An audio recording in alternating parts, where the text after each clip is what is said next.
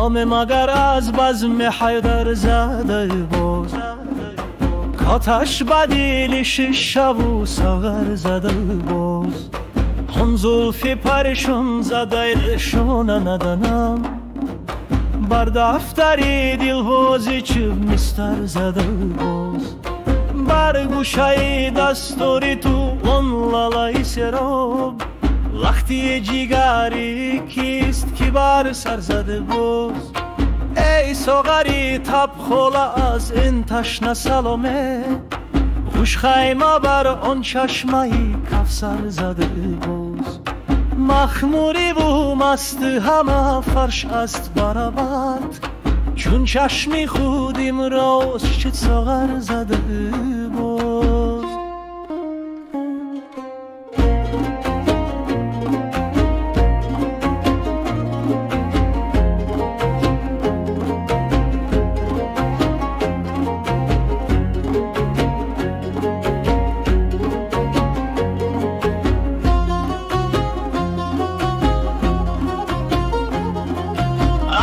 چی بهار است که بر بسمیل نازد تقی میشه با برخ برابر زده باز هوشدار که پروازی غرورت نرباید دل بیزایی وهم است و طبی پر زده باز بر هستی مفهوم مچین هیچ لطی ترخی بر کشتی درویش چیلنگر زده باز از خاک دمیدن به خبر صرف ندارد ای گلزی گیربانی که سر بر زده باز بیدیل زی فراغی گوهری نظمی کم کن دمن با چراغی مغو اختر زده باز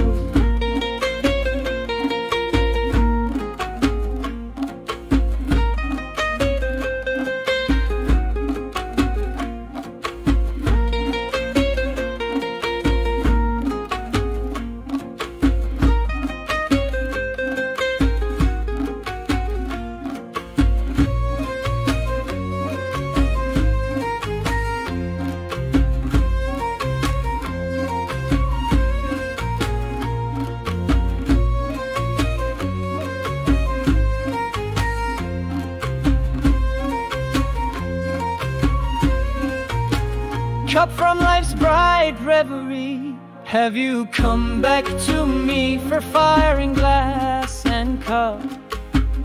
Again I see your tangled hair you've brushed. I long to understand what new script on my heart is written by your hand. That tulip fresh and wet upon your turban set, whose broken heart I fret upon your brow is met. Oh, chalice of desire, from this thirst of burning fire, what happy tent so higher, by Kausar spring you sire. Drunkenness and sweet delight all pave your path so bright, like your eyes on soft light. What cup did you ignite? What spring cloud's gentle grace upon your tender face? Your lash with lightning's pace leaves beauty's burning trace. Be warned lest soaring pride should leave your heart denied, a fragile dream inside. On hollow wings you ride, don't build on shadows frail, where true regrets prevail. On the poor dervish sail, what anchor makes you wail? From dust you rise and gleam, no rope can stop the stream. Oh, flower from whose dream does your bright beauty teem? Oh, Bedil, from the gleam of verse, a world-embracing dream, you're cloaked to moon and star in light supreme. Bedil zi furughi guhari nazmi jan fo, daman ba charaghi mafu akhtar zada dubo. Bedil zi furughi guhari nazmi jan fo, daman ba charaghi mafu akhtar zada dubo.